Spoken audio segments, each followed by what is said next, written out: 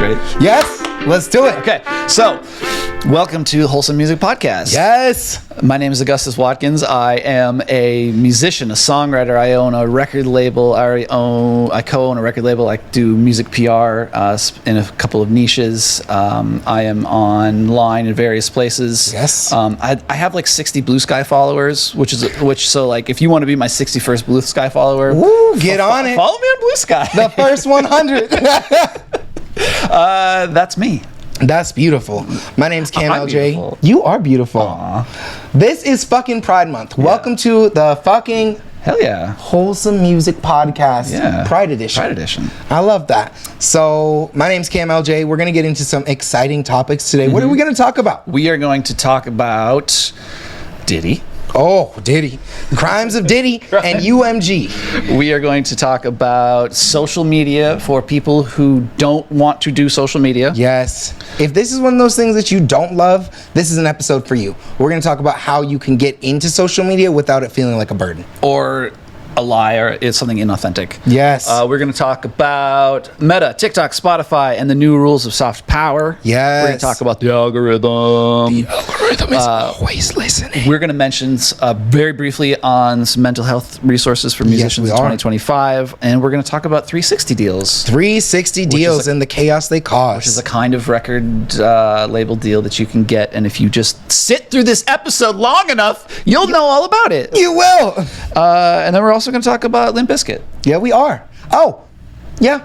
We will talk about Limp Bizkit. Yeah, we will. Yeah. Yes, we will. Yeah. That's right. So let's get into it. Let's get into I want to talk about social media for musicians who don't really like doing social media. Oh, because you and I know people who are locked into social media, who are like living on their phones, who are like posting 100 times a day and like starting accounts and quitting accounts, and you know, like everything they do gets 1,000 likes. Yes. Like this, if that's you, fire.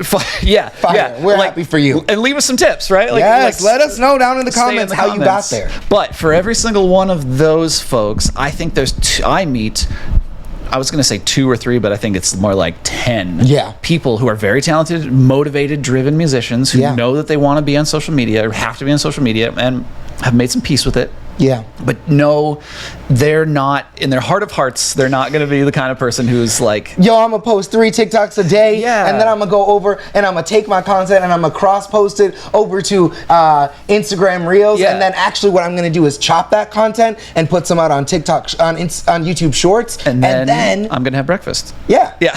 Yeah. And it's just going to be a chill morning. Yeah. That's like a 3 weeks of work for me, what you just described. That's like it's a personality trait, right? Like that's one very small quotient of people who function like that. So if you're the kind of person who is a driven musician who really cares about your craft and knows that you need to be online, let's talk about what it is that you can do. Yeah, because it's a necessary evil. Yeah, you know, like we might not love social media. Sometimes it feels like a burden, or it feels like a chore to have to like post all the time every day. But the fact is, like, you do need to do it every day. You do. You got to do something. You know, you got to do something to get your work out. Yeah. Otherwise, like, how are people going to discover you? Essentially, like, we're making this avenue for people to connect with you. Like, if you feel a lot of resistance to social media, maybe just think of it as like another avenue for people to connect with you. You know what I like to think about it as? A stage persona. Ooh. Because when you get on stage, some of us, even if you're the most authentic person on stage ever,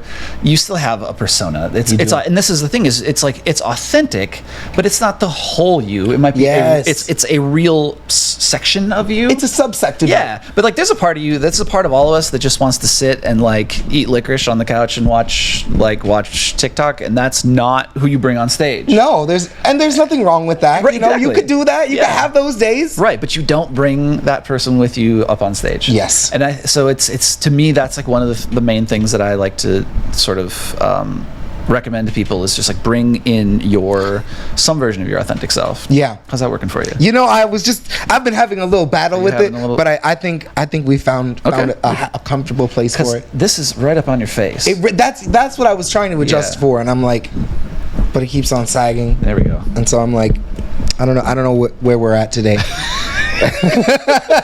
Does it tilt up a little bit more? We could go up a little bit.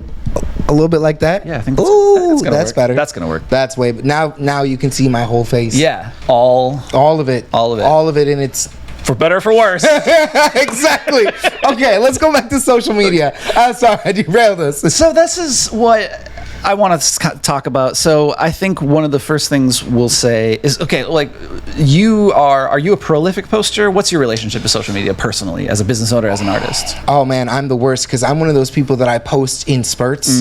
So I'll post like 3 posts and then I'm like, well, we got everything out. It's all good. Yeah. Good for another and I think if I were to look at that, that's because, I think you and I remember the days of Instagram where you'd curate an entire feed, right? Yeah. Your whole feed was curated. You post in rows, and so I sometimes get stuck in that mentality myself, and I have to like find ways to break myself out of that pattern. That's a mindset I think that TikTok has that TikTok has forced Instagram to abandon. It really has, because you used to see such curated feeds. Like you go to somebody's profile and you'd be like, oh wow, oh this is an aesthetic, and now you've just got like, okay, I need to post. I've got like this kind of video that's out. A lot of the most successful pages have so many reels. Yeah, so this is like, and I think what you're talking about is probably one of the first things I'll say is like, just post something. Yes. The algorithm really just wants you to post something, and especially if it has your face in it. Faces, hands, your feet. No, that's a different website. Yeah, it's there. I think feet do work. They do. Yeah. Especially if you're a celebrity. Yeah. We're not necessarily. Fuck it. Post your fucking feet. I don't care. I just don't send it to me. But just know that like I hope there's some naive person right now who's like some like naive 19-year-old who's like, I'm gonna post my feet, and then this new drop of mine, I took pictures of my feet for it because I thought that was gonna do really well. Yeah. Because I heard about it on the Wholesome Music podcast. Girl, it's gonna do numbers. It's gonna do numbers. You didn't hear it here. So, and for the purposes of if anybody is on the fence about whether they should or shouldn't post feet, post feet. So what I do like to say is post about something once a day somewhere. Yeah. A lot of us are on multiple platforms, and I think if you're the kind of person who really is agonizing, like I gotta post on TikTok every day and Facebook and Instagram and whatever other people. What else do people use? TikTok, Instagram, Facebook, Tumblr, YouTube, Tumblr, blast from the past, Threads, LinkedIn, Threads, Blue Sky, LinkedIn, X, Twitter. Speaking of, don't post there. Cancel your account there. Honestly, unmentionable. People, cancel your account on that platform. You don't need to be giving any attention to those people. Why you don't like Elon Musk and Doge? I seriously don't. I can't even I don't have a fucking joke for that asshole. No, there's nothing. So fuck that guy.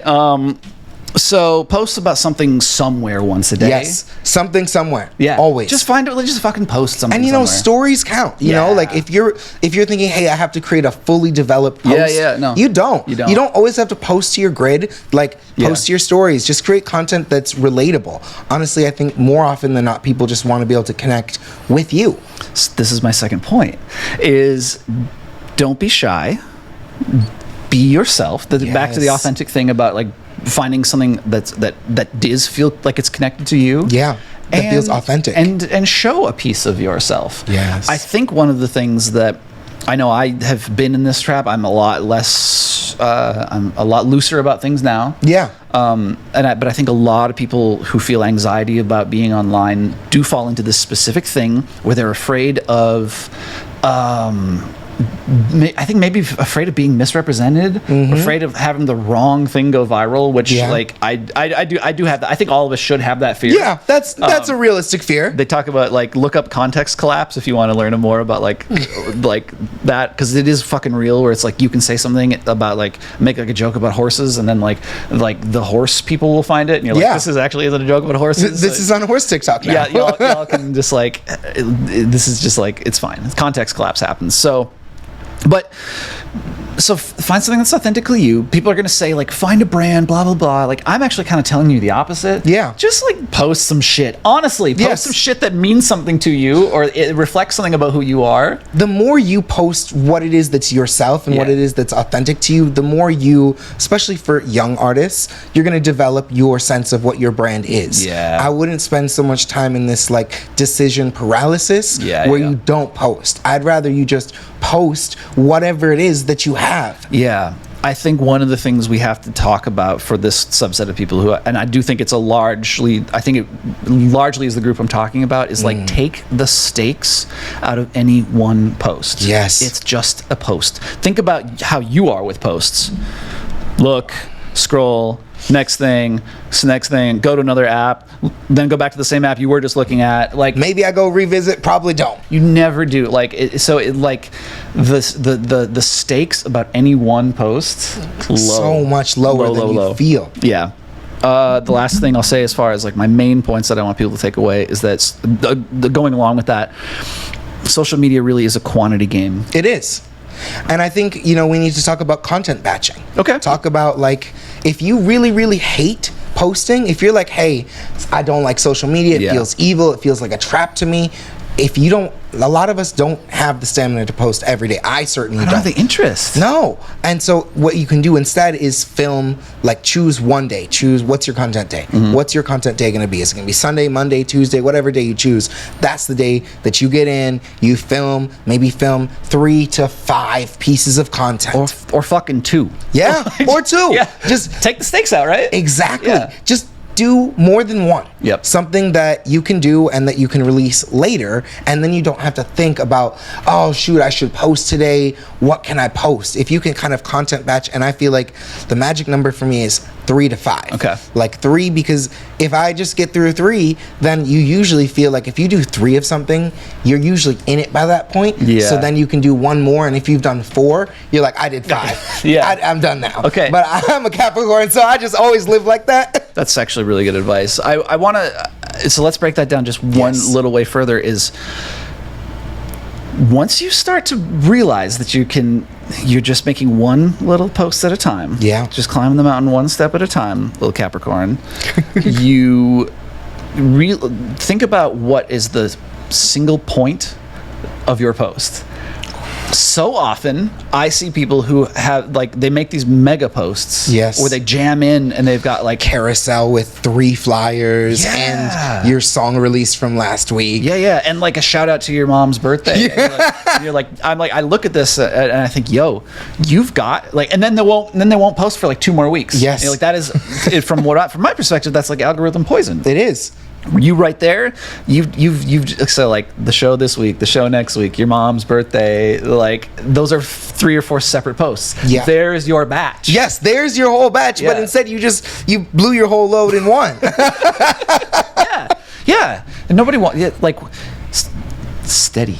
Slow and steady wins the race. Slow and steady wins the race every time, baby. Let's talk about a call to action. Yes, that's CTA. What is a CTA? CTA, well, it's a call to action. CTA is the thing that hooks people in. It's like, so buy now. If you've been talking a bunch about my new record, I've got this brand new record that came out. Please go to Spotify, stream it right now. Yep. That's your call to action. Go to Spotify and stream it now. Tell people, and I think there's specifically, like, what you said is really important. Go to Spotify and stream it now. Like, that is so specific. I'm like, my brain is like, I will open Spotify and stream it now. Yes. Like, it's like, stream it at this link. Buy my t-shirt. Yes. And where? Like, buy it somewhere. Because if you just tell me buy your t-shirt and you don't have a link, like, ideally put a link in your post. That's gonna give it so much more. Like, if you're doing sponsored posts, put it in your go-to link in your website traffic. But if it's just like a random post, like, get specific, right? And so here's like, again, this, like this, you can say, I have a new album coming out. There's a CD version and a vinyl version. Well, there you go. There's 2 posts for it. There's actually 3 posts. I have an album coming out. There's a CD version. There's a vinyl and the vinyl version. That's 3 separate posts. So and then each of those can have a call to action. I have an album. Go pre-save it. I have a CD. Go buy it. I have a vinyl. Go to your record store and buy it. Like whatever it is. Watch the new video now. Please share this post. Sign up for our mailing list. Yes. Follow me on TikTok. Like whatever it is. These are all call to actions. Yeah. One thing at a time. And I would say the other thing is be in community. Be in community. I love that. I absolutely love that. Like be a part of this. Try to find ways to speak authentically to the community that you want to reach. Right? You know, this is many, many years ago, but I remember being at McNally Smith College of Music in Minnesota, which is now since closed for a long time. Did you have anything to do with that? I didn't close it myself. No, but you're like, which is now closed. Wash my hands of that. No, after taking all my tuition money, I do remember learning. And one of my first classes was like a music business 101 class. And this is granted in 2012, so more than a decade ago. But I remember my teacher, he said, don't post just buy my song or just listen to my song, stream my song, because you wouldn't go to a party. If you were at a party, you wouldn't just scream into the party. You would just get there, buy my song on Spotify. You would go and like connect with individuals, be like, hey, what kind of music are you into? Building an individual relationship with your fans, and you almost have to think of your social media as a party.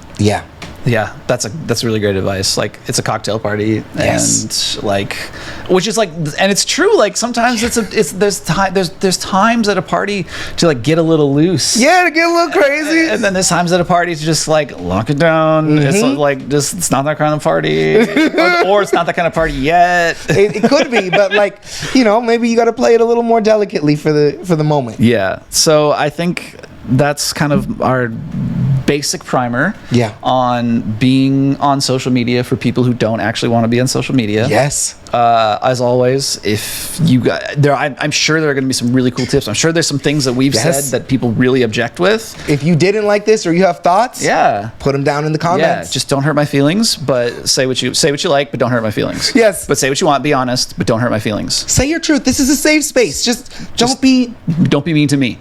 Or me. But specifically me. But also me. Like, I would appreciate it. That's that. That's a wrap. Okay. Fire. Back into reflective. Okay.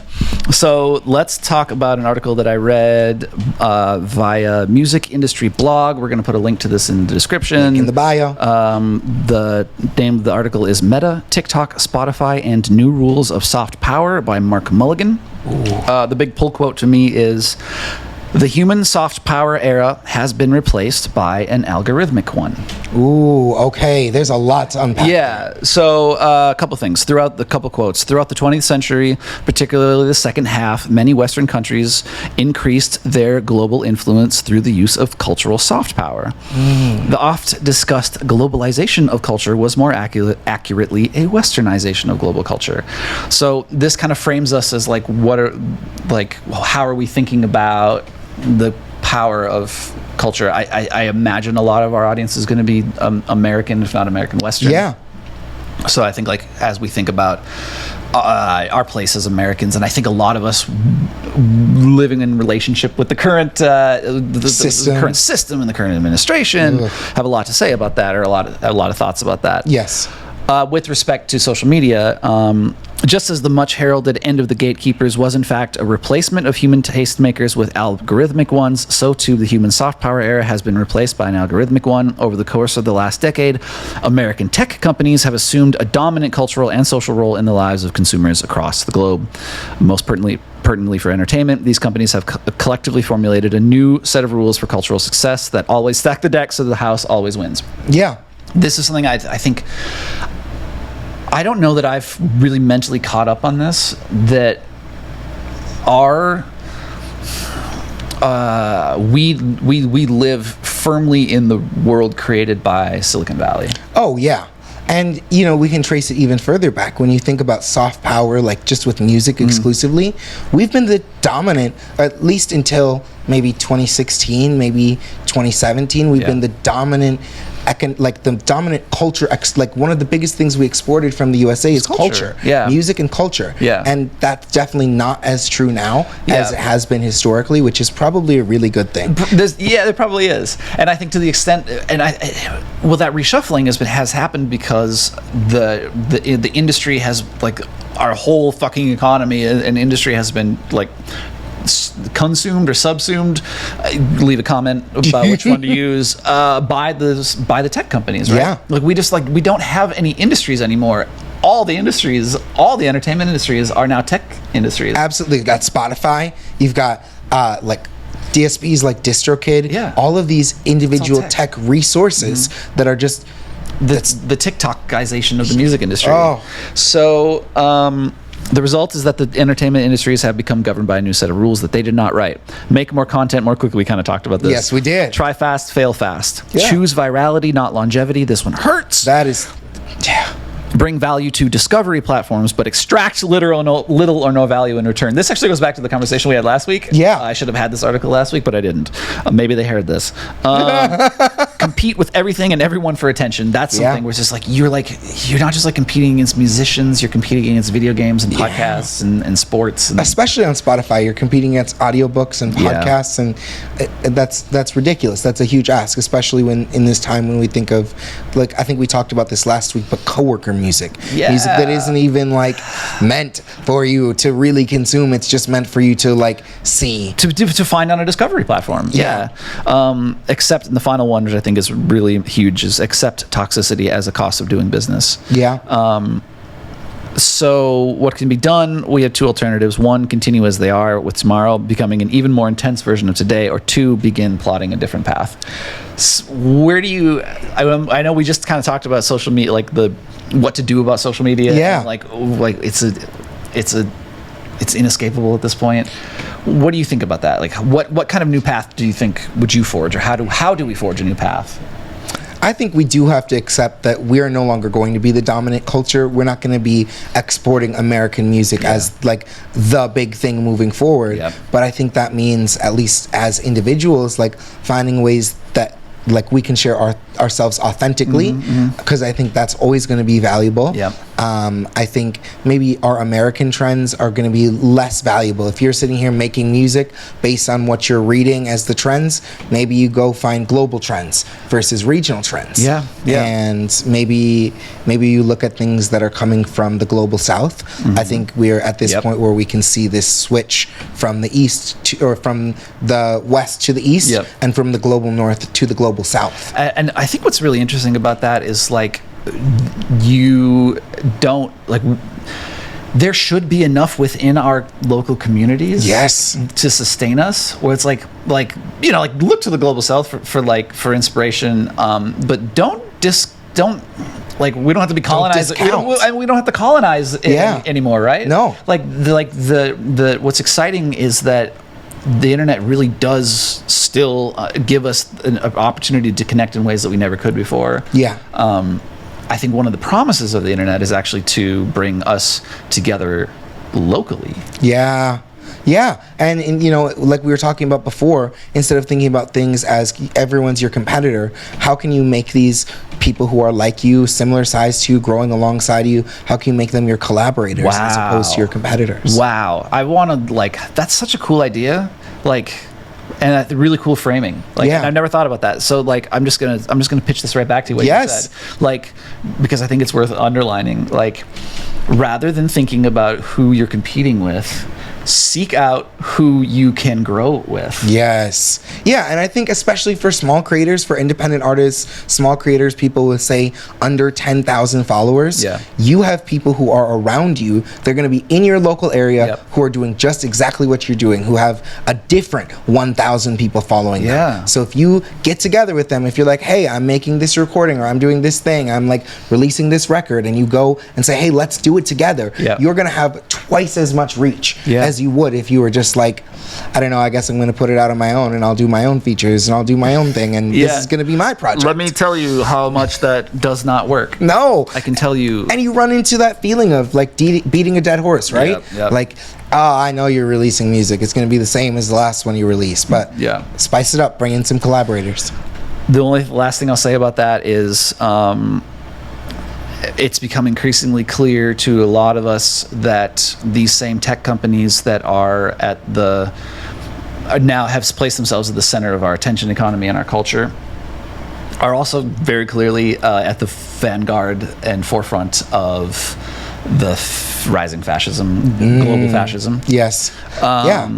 And so I do think we need to decide if we want to continue to play by the rules set by social media, or if as a collective and as people we want to not do that. Yeah, if we want to carve a new path. Yeah, because you're on, this is weird because you're here listening to this or watching this and you're on a big tech platform and we're on feeding you. Yeah, we're on that big tech platform. So I'm complicit in this. Yeah, right? of course. But I do think we have to just, as communities, continue to have these discussions and center the people who have been saying kind of since the beginning, raising the alarms. There are accounts out there who have from the beginning kind of been like, hey, this is going to be a problem. And I think it's a twofold. It's an answer with two sides. On the one hand, you can say, I'm just never going to be on social media. I'm never going to participate in the system. And you can also say, I'm just going to jump right in the middle and be a part of it and try to, the way I think of it is, I want to amplify my voice, and that way I can make the most impact that I can. Yep. And is there flaws in that? Absolutely. There are flaws. And let me say it very clearly, that is not the perfect solution, but I think, at least right now, it's one of the best ways that you can move. Yep. And understanding who you're serving. Yeah. Always understanding who you're serving. Yeah. I think is important. This one, there's not much to say about it. It doesn't make for good podcast content. But I want to just mention it, and then we'll put a link in the comments. Perfect. Mental health resources for musicians in 2025 by Randy Zimmerman. I will say studies have shown that over 70% of independent musicians struggle with anxiety, depression, or other mental issues. I am a fucking mess all the time, but extra right now. I'll just say we are a fucking mess. Yeah. I am not doing well, honestly, but we're here, we're doing it, we're working it. We're here so for each other. And I'm not here. I just want to I say that to just to create some commonality, Yes. right? These are resources for me as much as anybody else. So That affect all of us. Yeah. So this was on symphonic.com. I will put the link in the notes to that. Check it out. I mean, just to give these people a little bit of visibility. Yeah. Even if you're doing fine, just so that resources that you can support, people who you can keep in business, people who can get you support and help if that's what you need. Yep. And just having those resources aware, so even if you don't need them, maybe you know someone who does. Yep. They don't know where to get it. So Yep. here's some places that you can visit and check out. And finally, this is an article by Tatiana Kirisano. I'm sure I butchered that. 20 years ago, labels targeted fandom. Will it work the second time around? This was on mediaresearch.com. So this was about the 2000s era of the 360 deal. Okay. So when CDs were dying, the CD sales were dying, and the internet was beginning to just eat the iPod era, and the MP3 era was eating the music industry. One of the things that record labels did is they started this concept of the 360 deal. Yes. What's the 360 deal? 360 deal is we're going to own your merch, we're going to own your publishing, we're going to own everything about you. Everything about you as an artist is going to be encompassed into this one deal that you sign at the beginning of your career, kind of on hopes that we can develop you. Even your brand deals. Yep. If you land a movie, Yep. they're going to take a piece of that. 360, everything. Your likeness, all the things that are associated with you and your artistry. Yeah. So many labels were taking on a lot more risk. I mean, the idea was look, the money's not there anymore, and so if we're going to break you as an artist, we're going to need to get you brand deals. We're going to need to get you in movies, and we're going to need to get you a sitcom pilot. I think Hannah Montana. Yeah. I think Miley Cyrus at the beginning, hey, we're going to put a bunch of resources into you. Yep. We're going to give you a platform. Yep. Before there were just any platforms, before TikTok, before Instagram, before that, we're going to build you your own platform using movies, TV, but we're going to own all of that. Yep. Podcasts, I would imagine, now are a part of 360 deals. Absolutely. We're not giving anybody a cut of our $0. So fuck right up. So expanded rights or 360 deals represented about 10% of the recorded music market with a revenue of $3.5 billion in 2023. So this is still a big business. The contention of this article was that this got disrupted. This first time around, this got disrupted by the TikTok era, the social media era. Yeah. But now the trends are coming back to the 360 deal because what is kind of like, because I think labels are, well, the leverage is different. Yeah, it is. Because now, in order to, I think we'll go into depth about this at another time, but like to get a label deal now, you kind of already have to have a bunch of streaming numbers and a bunch, like they don't build you, they don't break you anymore. No, there's no artist development in 2025. You break yourself and then they come along and like get you to the next level. We're here to pour gasoline on a pre-existing fire. Yeah. So I think one of the things that's coming out of that is like we may be entering another era of the 360 deal. Well, I almost feel like, just to counteract that, to say the total opposite, devil's advocate, I almost feel like it's a less likely. Like, hey, if I'm coming with 6 million, if I'm Addison Rae, coming with 6 million followers on, or 600 million followers on TikTok, why do you deserve to have any part of my likeness? I think. Why do you deserve to have anything else? Because I already built an audience. I already have a platform. I could go do this without you. Right. So I think the thing is that I think the A&R process, if we are going to start like actually like doing, which is A&R is like what I mean by that is like you said, like building artists from nothing. Yep, artists and repertoire. If you are like the process of like plucking an artist from obscurity and building them into a superstar. I found you at a bar, and I really liked your sound, Yeah. and I know you don't have any followers or you've never done this, but I'm gonna hook you up with a songwriter. I'm gonna hook you up with a vocal coach. I'm gonna get you your first show. I'm gonna get you a gig. Yeah, the whole thing. Those are gonna come now with 360 deals. Yes, because the like the money is fucking not there anyway. No. So it's like if you actually really want to have a successful like music career, you're gonna have to like have a podcast. Well, is that wrong? That's the thing. That's wrong. That's the thing. Is yes, but I personally yes, but I'm sympathetic to the point. I run a record label, so like advocate, I'm sympathetic to it. If you put in $250 million on spec, to someone. Yeah. Especially a young person. Yeah. Now, this is problematic. Yeah. Because when you look at like young people, you look at the age of consent, you think about all the Disney chaos, all of the things that fell out there. But let's say you're working with someone who's an adult. Yeah. You're working with someone who's like 28. Okay. And you're looking at someone who already has like maybe a career of playing music, but they're not super well discovered. Yeah. You then pump all of these resources into it. Yeah. I don't know if 360 is the best deal, but I can see why, from a corporate standpoint, why you would do it. Attractive. Yeah, yeah. So I think it's something if you're the kind of person who's like really if you want a major deal. Yeah. Or you're flirting with that, or that's just if you're listening to this, and that is straight up your goal. Just like kind of be aware. I think now more than you might be under the terms too. Look at, is this something that you can have non-perpetuitous, like that has an endpoint? Like, okay, maybe I do this 360 deal for a time period, for a term of 10 years, or for a term of 15 years, but not in perpetuity, because you maybe want to have the option to repurchase those things back. We're gonna do an episode about deals, about record deals. Yeah, we have to do that. So that's kind of my the news that I had for the week. Yes. About these things. This is all really exciting. You had some discussions you wanted to talk about. I got some interesting things to talk about. Talk about AI. Yeah, we're going to talk a little bit about AI today, because I think there have been some really shitty implementations of AI, and there have been some less shitty implementations of AI. But mostly shitty. But mostly really shitty. And I think when we're talking about shitty AI, I think of generative AI. Yeah. And I think of all the negative ways, like you've got Suno, you've got Udio, you've got all these ways that we're ripping away music from musicians. Yep. And I think probably, at least my argument for today, is the best implementation of AI is as a tool, as something that can support musicians as opposed to replace musicians. And maybe a really specific use case for AI. Maybe a very specific one. I know a lot of us here are familiar with the DAWs, familiar with the digital audio workstation world, right? Which is the software that we use to record music. If you don't know. If you don't know, now you know.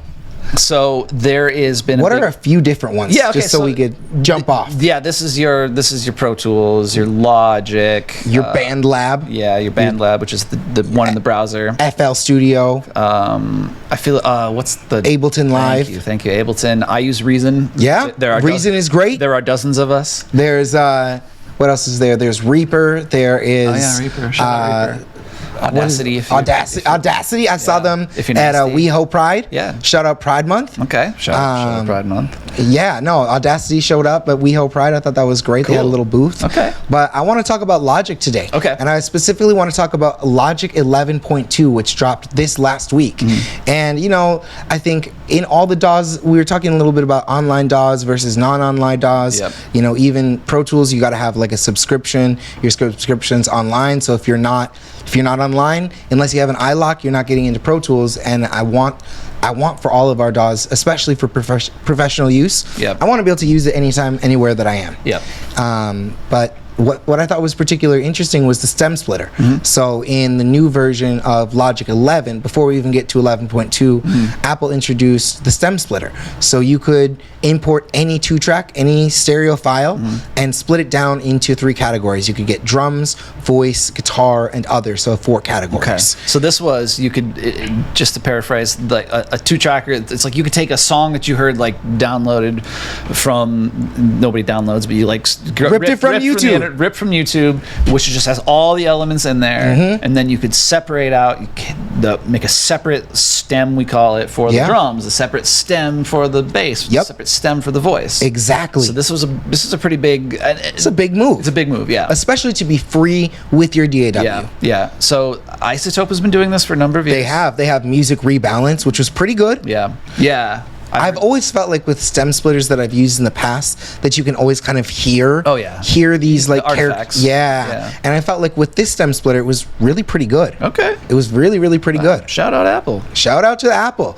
But I thought that it was an interesting use case for AI in specific because, like in relation to I'm going to drop you this thing and just change it and put me in Kanye's voice, Yeah. I thought this was Sucks. maybe a more useful use. So a couple of things that this comes to mind is like as an engineer, somebody might give you a track and like the guitar is great, but it competes with the same frequency as the voice. Yes. So you could just like go in, drop the guitar, put a shelf, clean that out. Or maybe do some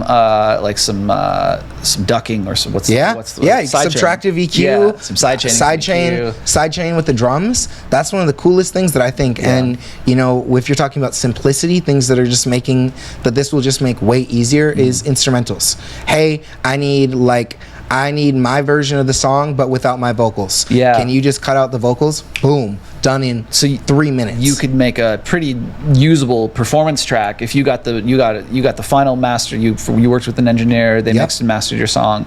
Now you could take that and make a decent performance track to take your main vocals out so that you could go out and perform it on stage. Absolutely. Okay, that's a pretty good use case. That's a cool use case. Yeah, I fuck with that. One of the most exciting ones for me is actually some really advanced sampling that you can do.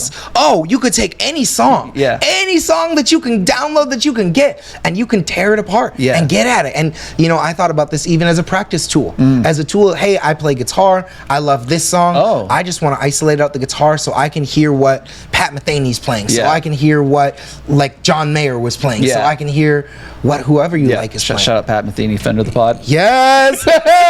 You're always welcome on our pod. Come through. So this is cool. This is like there's so much grim news about AI. Yeah. It's and much of it's deserved. So it's nice and it's all deserved. It's nice to hear some good news about something. We gotta find some good news amidst the trash. So speaking of good news, let's talk about P. Diddy. This might not be as good news as you thought, but I did want to get into the alleged crimes of Diddy and all of the aligning crimes of UMG. Yeah. A lot of people don't think of Diddy as a UMG artist because he just had his distribution deal through them. It wasn't his whole deal. Well, he had started his own. He's a whole ass brand. He is. He had started his own label and kind of. What's UMG? So UMG is Universal Music Group. They're part of the big 3. There are 3 big labels left in music. There used to be more, but now there's only 3 left. Really only 3. We got Warner, Sony, and UMG. And UMG has a bunch of subsidiary labels, but when I was Googling Diddy, because I felt like we had to touch. I don't necessarily love it, but I feel like we had to touch. Maybe that's the wrong word. Right now, let's just stop and say hello to UMG's lawyers. Hello. Who have somehow found this podcast and probably increased the listener count by like double the amount of listener count. Double it up. I have a feeling that an army of lawyers is currently paying attention right now. Right now. I'm about to say. This is alleged. Yeah. So none of this is real. In fact, this is for entertainment purposes only. This is as real as it gets. I stand by everything he says. I stand by everything I say. I stand behind it all, no matter what the facts are. Legally, I have said nothing, and this is all for entertainment. Yeah, legally, fuck you. Legally, this is all alleged. No, but this is true. I did go onto the UMG website during my research today, and I was just researching Diddy, and I found right on their front page, right on the front page of UMG, you get this beautiful quote from Uptown Records, which is a subsidiary of what is it? It's a subsidiary of Republic Records. Okay, so subsidiary of subsidiary. So we got UMG, Republic, and then Uptown. So in case you didn't know how the record in case you didn't know how convoluted this industry truly is, but I want to read you this quick excerpt from their website, literally from the front page. It says, Uptown Records, founded in 1986 by the late Andre Harrell, is an original flagship hip-hop and R&B label in the 1980s and 90s that shaped the look and sound of an iconic era, launching careers such as Sean Diddy Combs, Mary J. Blige, the Notorious B.I.G., and a bunch of other artists. But this is right on the front page in this time when so many people are trying to distance themselves from Diddy. I thought it was funny. Uptown is like, nah, that's us. You see us in the news right now? Let's go. All press is good press. Don't waste a crisis.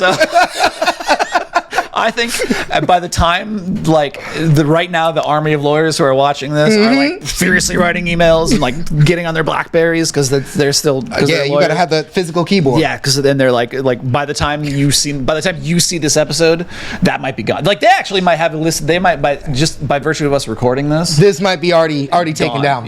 Gone. Maybe that screenshot was too soon. Well, I think this leads us into our next section, which is like the many lawsuits that UMG is facing. Obviously, we all know about what happened with Kendrick Lamar and Sir Drake, the unfortunate. Sir Drake. The unfortunate. Sir Drake, the unfortunate. But obviously, everybody knows Drake has a lawsuit with UMG over defamation. As ridiculous as it is, it's there. I got owned too hard. But some of us don't know about the more recent suit with Salt and Pepper, who you probably know from songs like Shoop, and Let's talk about sex. Let's talk about sex. What a man, what a mighty good man. Yes, let's talk about you. And let's talk about UMG. Again, the lawyers are like right. They're like waiting. This is IP. This is original. That might have actually gotten bleeped out. So, this is a legacy band. If you don't know Salt and Pepper, fuck with Salt and Pepper. Salt and Pepper's amazing, amazing history, legacy artists there, but they are currently in a battle over their masters, trying to reclaim their own content, and that's just it's another thing that we're seeing, and I think it could be significant if they're able to reclaim their ownership. So masters briefly are the audio recording as opposed to the publishing. And we'll do an episode about this. The ownership of the original song, the actual audio recording, that you would use to reproduce. So like whoever recorded that song, the actual MP3, the actual session, who owns that ability to reproduce and redistribute that song, as opposed to the composition of the song, which is publishing. That's the 101. So this is a lot of artists are trying to get their masters back. Of course, Taylor Swift is it felt impossible for her. It was, if you told me in 2012 that you wanted to buy your masters back, I'd laugh at you. But masters have become a really big piece of business now. Yeah, they have. A lot of investment groups are buying masters, and especially for legacy artists like Salt and Pepper. You know, someone who's got songs that are getting synced, songs that are getting reproduced and used places. You want to be able to get Get the money from your masters. Get the royalties. Still make a lot of money off of those songs. Yeah. So good for them. I hope that works out for them. There's another person who kind of fits into the same category and is part of the same conversation, and that's Limp Bizkit. Yeah, friend of the pod. Yes. So they are suing. They did like an audit, right? Yes, they did. And they uncovered a ton of money that like allegedly $200 million. $200 million Royalty dispute. You could buy a lot of frozen yogurt with that. You could fill your whole fridge.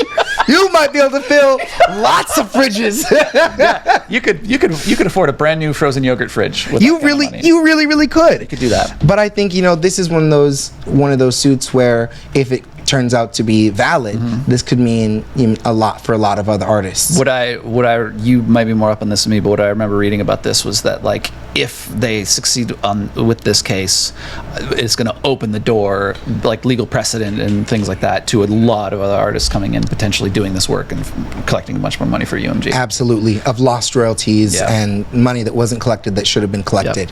And I thought that was interesting for us, something for us to dive into, just to sink our teeth into during this time, because there's obviously I want to dive back just a little bit to Diddy, because I wouldn't have really thought about Diddy today except for obviously there was a presidential pardon, and it was a presidential pardon. Yes, so Donald Trump had been asked, would you pardon Sean Diddy Combs, and he said, I would absolutely think about it.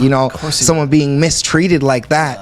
And what I thought was the most interesting part of this was 50 Cent coming out at the end and saying, nah, even if you get pardoned, I'm gonna still make sure you go to jail. Hell yeah. So there's still someone out here with a good fight. 50 Cent is a man of the people. Yes. You gotta respect him. 50 Cent's a real one. He is a real one. I think if you are in conversation with this administration for getting a pardon from 47, yes, you're probably a bad person. It's an administration. You're probably a sex pest. No, honestly, it's an administration full of fucking sex offenders, and it's not we're not a political podcast, but also fuck you. Yes. So anybody who's getting a pardon from this guy is probably trash. Probably my pillow trash. Yeah. So shout out. Fred Durst. shout out 50 Cent. Oh my God. And shout out United Music. Shout out you for shout out United. Did you say shout out United Health? Shout out United Health. Shout out United Music Group. Shout out to all you all motherfuckers. And that is a motherfucking rap. That's a fucking that's good. So thanks for watching. Do the thing. Fucking like. Fucking subscribe. Fucking share. Let your friend know about this. If you like this, if you enjoyed this experience, you want to see more of it, you want us to keep doing this, go ahead and let your friend be like, hey, actually I got filled in on the music industry today. Yeah. We put you onto some game today. We did. So there's some things that you didn't know before. But now you know. Now you know.